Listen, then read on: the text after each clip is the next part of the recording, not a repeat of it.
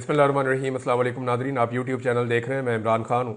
Nadreen, आप अंदाज़ा कीजिए कि इमरान खान जिसके नाम के ऊपर कांटा लगाया गया था पाकिस्तानी एस्टेब्लिशमेंट की जानिब से, हर तरफ आपको इमरान खान का नाम ही सुनाई देता है। कोई एक भी टॉक शो उनके बगैर मुकम्मल नहीं हो सकता, कोई एक भी टीवी चैनल उनके बगैर एक दिन नहीं गुजार सकता, एक घंटा नहीं गुजार सकता। तो हर तरफ इमरान खान साहब का ही तस्करा है।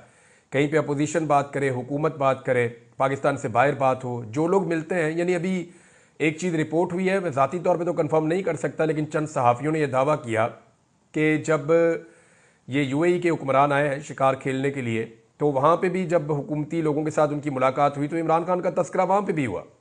तो कोई एक जगह ऐसी नहीं है जहाँ पे इमरान खान साहब का तस्करा ना हो रहा हो। और यूएई के जो हुक्मरान हैं, इनको इस्लामाबाद आना चाहिए था अगर इन्हें वज़ीर आज़म को मिलना था। लेकिन आप ये देखें कि वो अपनी उस ज़मीन पे आए जो उनको लीज़ पे मिली हुई है, यानी वो अपनी ही रियासत में आए, उनकी अपनी प्रॉपर्टी है, वो उनको लीज़ पे मिली हुई है, वो वहीं पर आए और ये लोग उनको मिलने के लिए वहाँ गए, वो नहीं आए मिलने के लिए। तो ये एक फ़र्क भी आप जहन में अपने रखें। लेकिन चलें, अच्छी बात है कि कांटा जो लगाया जाता है एस्टेब्लिशमेंट की जानिब से, अवाम उसको मिटा देती है। फातिमा जिन्ना के नाम के ऊपर कांटा लगाया गया था, अवाम नहीं मानी। जुल्फ़िकार अली भुट्टो के नाम के ऊपर कांटा लगाया गया था, आज भी लोग उसके नाम पे वोट देते हैं। कोई वोट मांगे ना याया खान के नाम के ऊपर लित्तर पड़ेंगे, कोई परवेज मुशर्रफ के नाम के ऊपर वोट मांग के दिखाए, कोई किसी भी जर्नैल के नाम के ऊपर वोट मांगे, देखें लोग वोट कहाँ देंगे, लोग जुर्माना कर देंगे ऊपर से, और बाकियों को भी मना करेंगे वोट ना डालना। तो कांटा लगाने वाले जो है उनके ऊपर कुदरत ने हमेशा कांटा लगाया, बड़ा करके कांटा लगाया, और जिनके नामों के ऊपर कांटा लगाया गया कुदरत उनके नामों को जिंदा रखती है। आज इमरान खान साहब भी इसी सूरत हाल का सामना कर रहे हैं। कहा गया जी इमरान खान के नाम के ऊपर रेड लाइन लग गई है, क्रॉस लगा दिया गया है, कांटा लगा दिया गया है। लेकिन अब आप ये देखें कि इमरान खान के बगैर ना सिस्टम चल पा रहा है, ना निज़ाम चल पा रहा है। हालात कहाँ पहुँच गए हैं, मैं अभी आपके सामने एक डाटा रखूंगा, आप हैरान हो जाएंगे। और ये डाटा जो है वो सरकारी आदाद-ओ-शुमार है, मैं को अपने से ज़ाती तौर पर नहीं बना रहा हूँ, आपके सामने सारी चीज़ें मैं अभी रख दूंगा। लेकिन एक चीज़ आप ध्यान में रखें कि जो हुकूमत का और अपोजिशन के बीच में जो मुज़ाकरात चल रहे थे, जिसको हुकूमत चाहती है कि वो नाकाम हो जाए, सूरत हाल ये है ना कि एस्टेब्लिशमेंट जानती है बैरूनी दबाव बढ़ता जाएगा। उसकी वजह यह है कि अब जो बाइडन का हाथ एस्टेब्लिशमेंट के सर के ऊपर नहीं है, तो इमरान खान को जिस तरह विक्टिमाइज किया गया, जिस तरह उसके ऊपर जुल्म किया गया, वो अब मुस्तकबिल में नहीं किया जा सकेगा। तो जब ये सिलसिला रुकेगा तो फिर इमरान खान साहब को बाहर लाना पड़ेगा। एस्टेब्लिशमेंट ये बात जानती है, लेकिन वो मशरूत रिहाई चाहती है। एस्टेब्लिशमेंट की भी वो शराइत है ना, उन्होंने अपनी इज्जत भी बचानी है, अपना मामला भी बचाना है, अपनी नौकरियां भी उन्होंने महफूज करनी है। तो वो इमरान खान साहब से मशरूत तरीके से आमादगी लेकर उनको रिहा करना चाहते हैं। हुकूमत चाहती है कि जितना मैक्सिमम हो सके इमरान खान साहब को अंदर रखा जाए, क्योंकि जो इमरान खान साहब की मकबूलियत है, इस मकबूलियत के आलम में अगर वो बाहर आ गए तो पाकिस्तान की सारी सियासत उनकी मुट्ठी में आ जाएगी और फैसले वो करना शुरू हो जाएंगे। अब इमरान खान साहब को अगर आप देखें तो वो शराइत मानने पर तैयार नहीं है, वो जेल में मजीद टाइम गुजारने पर भी आमादा है। अब हुकूमत मुज़ाकरात को नाकाम करने के लिए जो कमेटी है, जो मुज़ाकराती कमेटी पाकिस्तान तहरीक इंसाफ की जानिब से है, उनकी मुलाकात इमरान खान साहब से नहीं करवा रहे।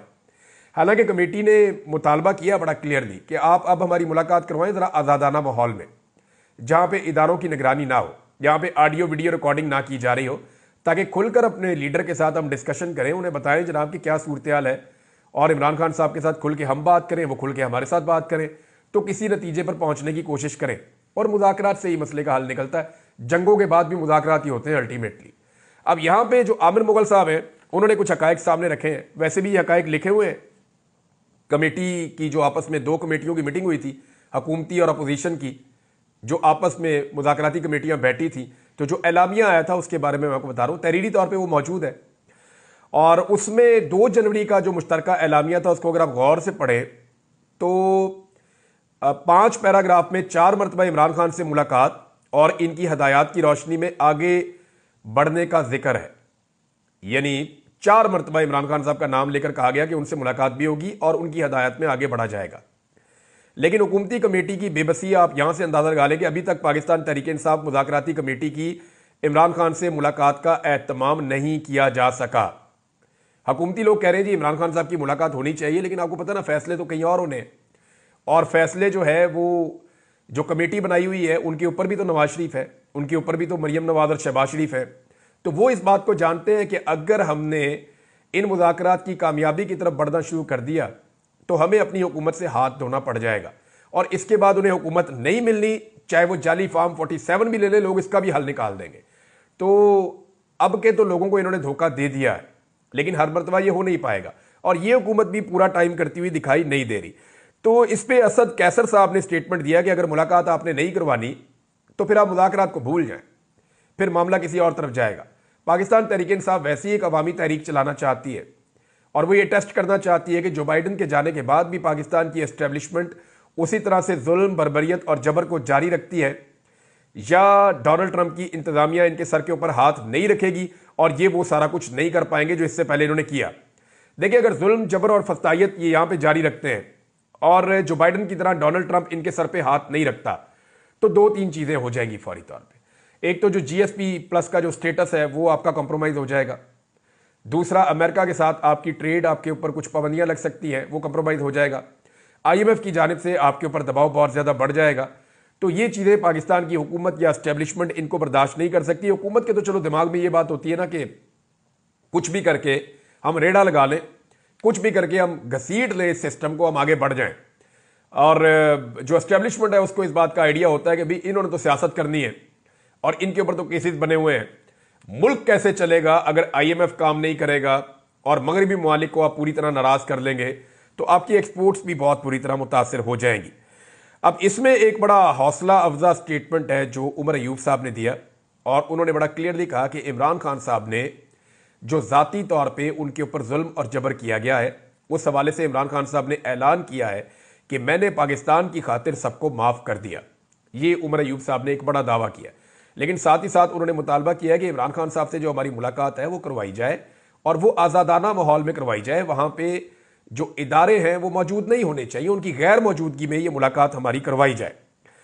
अब इमरान खान साहब की जानिब से आम माफी का जो ऐलान है वो उनके जाती मामलात के हवाले से है, जैसे उनके ऊपर कीचड़ उछाला गया, उनके ऊपर झूठे मुकदमात बनाए गए, जेल के अंदर उनको सताया गया, उन्हें तंग किया गया, उन्हें एक छोटे से सेल के अंदर बंद कर दिया गया, बाहर आने से मना कर दिया गया, कभी लाइट बंद कर दी गई, कभी सर्दी के अंदर उनको छोड़ दिया गया। अभी भी जो उनकी बहन है उन्होंने 3 बड़ी शिकायतें की हैं। अलीमा खान साहबा ये कहती हैं कि दुश्मन जो है वो कमीना नहीं होना चाहिए। ये इमरान खान साहब कहते हैं कि आपका दुश्मन हो कोई बात नहीं, लेकिन दुश्मन कमीना नहीं होना चाहिए। तो इमरान खान साहब के जो मुखालिफिन है या दुश्मन है वो कमीनगी की हद पर उतरे हुए हैं, ये अलीमा खान साहबा ने कहा। क्योंकि 3 ऐसे मुतालबात हैं जो इमरान खान साहब बार बार कहते हैं और ये बुनियादी ज़रूरत की चीज़ें हैं, इमरान खान साहब की बात नहीं मानी जाती। नंबर 1, इमरान खान साहब का जो ज़ाती मुआलिज है उन तक इमरान खान साहब को एक्सेस नहीं दी जाती। बार बार उनकी फैमिली कोशिश करती है, उनकी जानिब से ये कहा जाता है, लेकिन ज़ाती मुआलिज को इमरान खान साहब तक रसाई नहीं दी जाती। नंबर 2, इमरान खान साहब की उनके बच्चों से बात नहीं करवाई जाती। जमाइमा ने कुछ अर्सा पहले कहा था कि उनके बच्चे डिस्टर्ब हैं इस वजह से कि उनके वालिद को बेगुनाह जेल में डाला गया। इमरान खान साहब भी अपने बच्चों से बात करना चाहते हैं, हालांकि जेल मैनुअल के अंदर इसकी इजाज़त होती है, लेकिन इमरान खान साहब को उनके बच्चों से बात नहीं करने दी जा रही। नवाज शरीफ साहब का पूरा खानदान जो है, पूरा का पूरा टब्बर जेल में जाता था मिलने के लिए, बच्चों के बच्चे भी जाते थे, छोटे बच्चे, बड़े बच्चे, बड़े बच्चे, उनके बच्चे सारे जाते थे जेल में। लटरम पटरम उधर रौला पड़ा हुआ होता था। मियाँ साहब ने तो पूरा मेला लगाया हुआ होता था, तो मियाँ साहब की तो जेल भी घर जैसी थी। लेकिन इमरान खान साहब के बेटे हैं, उनसे उनकी बात नहीं करवाई जाती और वो कोशिश करते हैं लेकिन फिर भी बात नहीं होती। तीसरा, इमरान खान साहब अपनी किताबें मांगते हैं, उसमें भी परेशान किया जाता है। 3 ही चीज़ें जो इमरान खान साहब डिमांड करते हैं कि जनाब मेरे बच्चों से मेरी बात करवाएं, मुझे मेरी किताबें मुहैया की जाएं। जो मेरा अपना ज़ाती मुआलिज जब 72 साल का आदमी है, बेशक वो अपने आप को कितना भी फिट रखे एक्सरसाइज करके, लेकिन फिर भी उसके अपने मुआलिज से जब वो मिलते हैं तो उनको उससे इत्मीनान मिलता है कि मेरी अपनी फिजिकल कंडीशन क्या है और मैं अपने आप को कैसे बेहतर कर सकता हूँ। तो इमरान खान साहब अपने ज़ाती मुआलिज से मिलना चाहते हैं, अपने बच्चों से बात करना चाहते हैं और वो किताबें पढ़ने के लिए अपनी किताबें मांग रहे हैं। और इन तीनों चीज़ों में उनको परेशान किया जाता है, ये तीनों चीज़ें उन्हें नहीं दी जाती। तो इसलिए इमरान खान साहब कहते हैं कि दुश्मन बेशक मिल जाए लेकिन कमीना दुश्मन नहीं मिलना चाहिए। अब नाजरीन, बार बार ये कहा जाता है कि पाकिस्तान में महंगाई कम हुई है। इसके ऊपर हम एक सर्वे करवा रहे हैं, आने वाले दिनों में आपको दिखाएंगे कि महंगाई कितनी कम हुई है। लेकिन हुकूमत का जो पसंदीदा इदारा है द न्यूज़, उसने जनाब सर्वे जो करवाया, उस सर्वे के मुताबिक पाकिस्तान में महंगाई कम नहीं हुई बल्कि पाकिस्तान में महंगाई बहुत ज़्यादा बढ़ी है। यानी जो चीज़ें जिनकी कीमतें बढ़ गई, सब्जियों की कीमतें बढ़ गई, गोश्त की कीमतें बढ़ गई, फलों की कीमतें बढ़ गई, चावल, चीनी और दालों की कीमतें बढ़ गई, घी की कीमतें बढ़ गई, तो कौन सी चीज़ ऐसी है जिसकी कीमत नहीं बढ़ी? बिजली की कीमत पहले ही इन्होंने बढ़ा के 16 रुपए से यूनिट उठा के 60 से 70 रुपए तक ये ले गए, तो बिजली की कीमत बहुत ज़्यादा बढ़ गई है। गैस की कीमतों में जो इजाफा हुआ है गुज़िश्ता एक साल में, वो 980% तक हुआ है। यानी अगर आप इसको वैसे देखें तो 1000% तक का इजाफा तकरीबन जो है वो गैस की कीमतों में भी कर दिया गया है। आप गैस इस्तेमाल करें या ना करें, आपको जो मीटर का रेंट आता है ना, वही इतना ज़्यादा है कि गरीब आदमी को पहले इतना बिल नहीं आता था। तो हर चीज़ की कीमत में बहुत ज़्यादा इजाफा हुआ। और ये रिपोर्ट मैं नहीं कह रहा, या द न्यूज़ दे रहा है, और द न्यूज़ की जो रिपोर्ट है वो हुकूमत को हमेशा से बड़ी पसंद होती है। तो द न्यूज़ की रिपोर्ट के मुताबिक पाकिस्तान में महंगाई की शरह में नया साल आते ही बहुत ज़्यादा इजाफा हुआ है। हालांकि हुकूमत दावे कर रही है कि महंगाई में इजाफा नहीं हुआ। अब आपके सामने मैं एक डाटा रखता हूं नाज़रीन कि इस वक्त जो पाकिस्तान में टैक्स लिया जा रहा है हुकूमत की जानिब से, वो सबसे ज़्यादा टैक्स है। यानी इतना टैक्स पाकिस्तान की किसी हुकूमत ने नहीं बढ़ाया जितना टैक्स पाकिस्तान की मौजूदा हुकूमत ने बढ़ा दिया है। हर चीज़ के ऊपर टैक्स लगा दिया है, जिसकी वजह से पाकिस्तान में महंगाई बहुत ज़्यादा है। यानी लेवी टैक्स लगा दिया, और पता नहीं कौन कौन से टैक्स लगा दिए, विद होल्डिंग टैक्सेस लगा दिए, और जो टैक्सेस ऑलरेडी लगे हुए थे उनकी शरह में बहुत ज़्यादा इजाफा कर दिया। तो हर चीज़ पर पाबंदी लगाई गई, फिर टैक्सेस जो है उनको बढ़ाया गया। तो इस वक्त जो हुकूमत है वो सबसे ज़्यादा टैक्सेस आवाम से वसूल कर रही है, लेकिन इसके बावजूद टारगेट पूरा नहीं हो रहा। टारगेट इसलिए पूरा नहीं हो रहा कि अवाम ने अपनी एक्टिविटी रोक दी है। जितनी ज़्यादा इकोनॉमिक एक्टिविटी होती है उतना ज़्यादा हुकूमत को टैक्स मिलता है। मिसाल के तौर पे अगर आपके पास 100 रुपये का एक नोट है और इस नोट को आप सर्कुलेट कर रहे हैं मार्केट में, तो ये जितनी दफ़ा मार्केट का चक्कर लगाएगा उतनी दफ़ा टैक्स का पैसा हुकूमत को मिलेगा। लेकिन अगर इसकी सर्कुलेशन स्लो हो जाती है, यानी पहले 100 का एक नोट जो है वो एक दिन में 20 चक्कर लगाता था और अब वो 10 चक्कर लगा रहा है, तो जब अगर 17 रुपये फ़र्ज़ करें आप, अगर वो 17 रुपये का एक सेल टैक्स है, तो जब वो 10 चक्कर लगाता है तो 17 को आप 10 से ज़रब दे दें तो 170 रुपये बनते हैं। लेकिन अगर वो 20 चक्कर लगाता है तो ये 340 रुपये बनते हैं। तो इस तरीके से 100 का नोट जो है वो उतना पैसा नहीं कमा रहा, या 5000 का नोट जो है वो उतना पैसा नहीं कमा रहा। पाकिस्तान में इकोनॉमिक एक्टिविटी बहुत ज़्यादा डाउन हुई है, और उसकी वजह से वो ये वजह ये है कि लोग अब एतबार ही नहीं करते, लोग पैसा निकालते ही नहीं है, लोग पाकिस्तान में पैसा लगाने नहीं चाहते। तो टैक्स ये सबसे ज़्यादा ले रहे हैं, महंगाई इन्होंने सबसे ज़्यादा कर दी है। द न्यूज़ की रिपोर्ट भी आपको ये बता रही है, और पाकिस्तान की तारीख का सबसे ज़्यादा कर्जा भी यही ले रहे हैं। मिसाल के तौर पे मैं आपके सामने को डाटा रखता हूँ, और ये डाटा पढ़ने के बाद आपके रोंगटे खड़े हो जाएंगे कि कैसे इन्होंने पाकिस्तान की मईशत को तबाह किया है। 70,000 रुपए से जायद का कर्जा हो गया पाकिस्तान की तारीख में, कभी ऐसा नहीं हुआ। यानी पाकिस्तान की जो पूरी 77 साल तारीख है उसके अंदर जो कर्जा लिया गया वो इतना कर्जा नहीं था जितना कर्जा अब ले लिया गया गुज़िश्ता 2-2.5 साल के अंदर। यानी रफ्तार इतनी ज्यादा है। तो ऐसे नहीं कहते शहबाज स्पीड, इसकी कर्जे लेने की स्पीड भी सबसे ज्यादा है। यानी सबसे ज्यादा टैक्स ले रहे हैं, सबसे ज्यादा महंगाई कर रहे हैं, सबसे ज्यादा कर्जा भी ले रहे हैं, सबसे ज्यादा तरक्याती मंसूबे भी बंद किए। खैबर पख्तूनख्वा के 90 बड़े मंसूबे बंद कर दिए इन्होंने, और बहुत सारी जगहों पे बहुत सारे मंसूबे, तालीमी मंसूबे बंद किए, हेल्थ के मंसूबे बंद किए, एनर्जी के मंसूबे बंद किए, इंफ्रास्ट्रक्चर के मंसूबे बंद किए। ये वो सारे मंसूबे हैं जो इमरान खान साहब के दौर के अंदर चल रहे थे। नंबर 1 सबसे ज्यादा टैक्स लिया, नंबर 2 सबसे ज्यादा महंगाई की, नंबर 3 सबसे ज्यादा कर्जा भी लिया। इतना पैसा इकट्ठा करने के बावजूद तरक्याती मंसूबे भी बंद कर दिए। तो पैसा जा कहां रहा है? क्या इस सवाल का कोई जवाब देगा? ज़र मुबादला के ज़खायर भी नहीं बढ़ रहे, या तो पैसा वहां जमा हो रहा हो कि जनाब पाकिस्तान के ज़र मुबादला के ज़खायर बहुत ज़्यादा बढ़ रहे हैं। अभी जितने इमरान खान साहब छोड़ कर गए थे आज से 2.5 साल पहले, उसके करीब भी ये नहीं पहुंचे। 3.25 साल हो गए। इमरान खान साहब जितने ज़र मुबादला के ज़खायर छोड़ के गए थे, ये हुकूमत उसके करीब भी नहीं फटकी। तो ये सारा पैसा जा कहां रहा है, इसका जवाब कोई नहीं दे रहा। इदारे भी ये बेच रहे हैं, पाकिस्तान के सोने और तांबे के ज़खायर भी ये ओने पोने बेच रहे हैं। तो जब इतना सारा पैसा पूरी दुनिया से ये इकट्ठा करने का कह रहे हैं, इतना सारा कर्जा इन्होंने ले लिया, तो ये कर्जा और ये पैसा ये जा कहां रहा है, इसके बारे में कोई इंफॉर्मेशन नहीं मिल रही। अब इसमें जो है वो अद्वियात की कीमतें गुज़िश्ता 1 साल में कुछ 200% से ज्यादा बढ़ गई है पाकिस्तान में। बेरोजगारी पाकिस्तान में बढ़ गई है, नौजवान जो है मुल्क छोड़ छोड़ कर जा रहे हैं। इवन जो इंसानी स्मगलर हैं वो इससे फायदा उठा रहे हैं, पाकिस्तानी नौजवानों से पैसा लेकर वो कश्तियों में बैठा बैठा के यूरोप पहुंचाने की कोशिश कर रहे हैं। पिछले दिनों जो हादसा हुआ यूनान के करीब, उसमें आपने देखा कितने पाकिस्तानी जो है वो जाँ बहक हो गए। तो ये सिर्फ मायूसी है। नौजवान कहते हैं निकलो इस मुल्क से, जान को खतरे में डालना पड़े कोई बात नहीं, अगर जान जाती है जाए, लेकिन यहां से निकलो, क्योंकि यहां पे कोई मुस्तकबिल नहीं है। उसकी वजह यह है कि यहां हुकूमत कोई पॉलिसी नहीं दे रही, हुकूमत किसी किस्म की तरक्की नहीं कर रही, और हुकूमत सिर्फ 2 नंबरियां कर रही है, यानी टिप टॉप कपड़े पहन के मीडिया पे आके शो करते हैं जनाब पाकिस्तान बहुत अच्छा चल रहा है। तो आपके कहने से तो पाकिस्तान अच्छा नहीं चल रहा। एक शोबा ऐसा था जिसमें पाकिस्तान तरक्की कर रहा था परवेज मुशर्रफ के दौर से, और ग्रेजुअली पाकिस्तान ऊपर जा रहा था। अगर कोई हुकूमत कोई रोल प्ले ना भी करती, तब भी जो आईटी का शोबा था उसमें पाकिस्तानी नौजवान मिलकर इतनी तेजी से आगे जा रहे थे कि उसके अंदर अरबों डॉलर पाकिस्तान में आ सकते थे।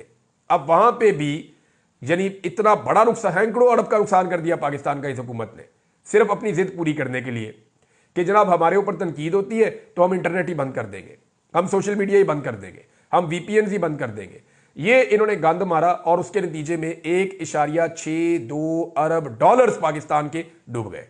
ये पैसा पाकिस्तान में आना था, लेकिन ये पैसा पाकिस्तान में नहीं आया, और पाकिस्तान में ना आने की वजह हुकूमत की गलत पॉलिसी, डिटाई, बेशर्मी और नाअहली है, नालायकी है, और ये नालायकी अभी भी जारी है। अब इस वक्त एक नई चीज आई है नाज़रीन मेरे सामने, मैं आपके साथ शेयर कर दूं कि आईएसपीआर को हर साल 1.6 अरब रुपया दिया जाएगा, जबकि अभी 2 अरब रुपए की ग्रांट उनकी मंजूर की जा रही है। वजह क्या है जी? जाली खबरों से लड़ना आईएसपीआर ने। यह काम तो मुफ्त होता था। आईएसपीआर के जो मेरे दोस्त हैं, जो वहां पे डीजी साहब हैं, वो जरा अपने ज़हन पे जोर दें ना, उनके आने से पहले यह काम मुफ्त नहीं होता था। क्या पाकिस्तानी दुनिया भर में जो पाकिस्तान के खिलाफ प्रोपेगेंडा होता था उसका खुद जवाब नहीं देते थे? क्या पाकिस्तानी डट कर मुकाबला नहीं करते थे पूरी दुनिया के सोशल मीडिया का या मीडिया का या वहां पे चलने वाले प्रोपेगेंडा का? तो ये अरबों रुपया तो नहीं लगाना पड़ता था आपको, ये तो पाकिस्तानी खुद खड़े होकर करते थे। लेकिन फिर क्या हुआ कि पाकिस्तानी अब ये काम नहीं कर रहे, आपको पैसा खर्च करना पड़ रहा है। आप पैसा खर्च करके देख लें, ये नहीं होगा। अगर पैसे के साथ ये होता तो बहुत पैसा था जो बाइडेन के पास, जो बाइडेन के पास बेशुमार पैसा था, वो अमेरिकी सदर था।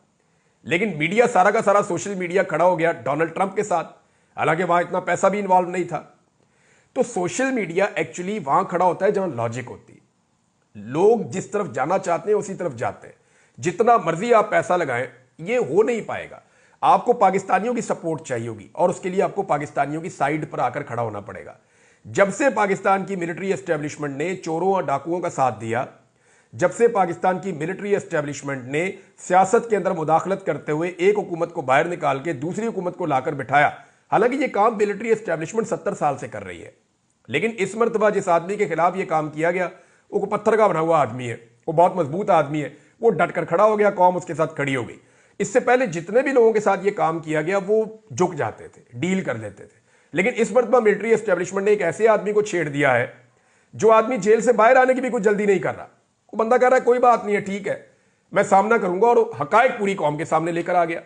अब इस वक्त पाकिस्तान की मिलिट्री एस्टेब्लिशमेंट को वो सपोर्ट पब्लिक से नहीं मिल रही जो पहले मिलती थी, तो आईएसपीआर को अब अरबों रुपया खर्च करना पड़ेगा, जो काम पहले मुफ्त में होता था। और मैं आपको एक बात बता दूं कि अरबों रुपया खर्च करके भी ये काम नहीं होगा। अल्टीमेटली पाकिस्तान के इदारों को पाकिस्तान की आवाम की बात माननी पड़ेगी, अपनी आवाम के सामने सरेंडर करना पड़ेगा, अपनी आवाम के मुताबिक अपनी पॉलिसीज बनानी पड़ेंगी, तब आवाम की सपोर्ट उनको वापस मिल जाएगी, और फिर 1 रुपया भी नहीं लगेगा, काम खुद ही होना शुरू हो जाएगा। नाज़रीन, फौजी अदालतों के हवाले से जो आईनी बेंच है वहां पे समाअत हुई है। मेरे 2 बड़े बुनियादी सवालात हैं। एक ये है कि आईनी बेंच ने ही कहा था ना कि फैसले सुना दें फौजी अदालतें, और फौजी अदालतों ने जब फैसले सुनाए तो यही कहकर सुनाए ना कि जी हमें अदालत ने इजाज़त दी है तो हम ये फैसले सुना रहे हैं। तो क्या आईनी बेंच की ये जिम्मेदारी नहीं है कि वो 2 चीज़ें करे? यानी आज हफीजुल्लाह नियाज़ी साहब ने भी कहा और बाकी लोग भी ये शिकवा कर रहे हैं कि जेल के अंदर भी वो जो कैदी जब पहुंचे हैं तो उनके साथ सलूक आम कैदियों वाला नहीं किया जा रहा, उनके ऊपर बहुत कड़ी निगरानी और बड़ी सख्ती उनके ऊपर की जा रही है। तो एक तो बड़ा ये प्रॉब्लम है, ताकि उनसे माफ़ी मंगवाई जाए, वो माफ़ी मांग नहीं रहे, रहम की अपील कर नहीं रहे। और दूसरा उन्होंने कहा जी हमें फैसलों की कॉपियां तो दें। अगर सुप्रीम कोर्ट ऑफ पाकिस्तान ने कहा आईनी बेंच ने कि जनाब आप फैसले दे दें, तो भाई फैसले दे दें, तो फैसले हैं किधर? कम से कम आईनी बेंच की ये रिस्पॉन्सिबिलिटी तो है कि फौजी अदालतों को कहें जी इनकी फैसलों की कॉपियां दें ताकि ये अपीलों के अंदर जाएं, और फिर इस बात को भी तय करें कि फौजी अदालत में सिविलियन का ट्रायल हो सकता है या नहीं हो सकता। ये वैसे होना नहीं चाहिए और ये हो भी नहीं सकता। नाज़रीन, कुछ चीज़ें मुझे आपके सामने रखनी है कि पाकिस्तान के मीडिया को बड़े शिकवे हैं पाकिस्तान तहरीक इंसाफ से या आम पाकिस्तानियों से कि आम पाकिस्तानी बदतमीज़ी करते हैं, या आम पाकिस्तानी जो हैं वो इस तरह की बातें करते हैं पाकिस्तानी मीडिया के बारे में कि उन्हें वो कहते हैं कि ये बुग़्ज़ी हैं, ये माफिया है, ये मुनाफिक हैं, ये लफाफा खोर हैं, 2 नंबर है, बरूपी हैं, और बहुत सारे इल्काबात से नवाजते हैं। ये इन अलकाबात से क्यों नवाजा जाता है, मैंने पूरी एक रिपोर्ट तैयार की है, मैं अगले वीलॉग में आपके सामने रखूंगा। लेकिन खैबर पख्तूनख्वा की हुकूमत की कारकर्दगी पे मुजम्मल असलम साहब ने जो एक डाटा शेयर किया है कि उन्होंने कर्जा भी उतारना शुरू कर दिया है, उन्होंने पेंशन्स का भी बंदोबस्त कर दिया है, 40 अरब वहाँ पे भी जमा किया है और उनके पास 3 महीने की सरप्लस तनख्वाहें भी मौजूद हैं। कोई सूबा ऐसा नहीं कर पाया, ना वफाक ऐसा कर पाया। दहशतगर्दी के बावजूद, बुरे तरीन हालात के बावजूद खैबर पख्तूनख्वा ने बेहतर परफॉर्म किया है, तो उन्हें तो शाबाश मिलनी चाहिए। लेकिन DGISPR उनकी गवर्नेंस के ऊपर बात कर रहे थे। अब तक के लिए इतना ही। अपना ख्याल रखिएगा, अपने इस चैनल का भी। अल्लाह हाफ़िज़।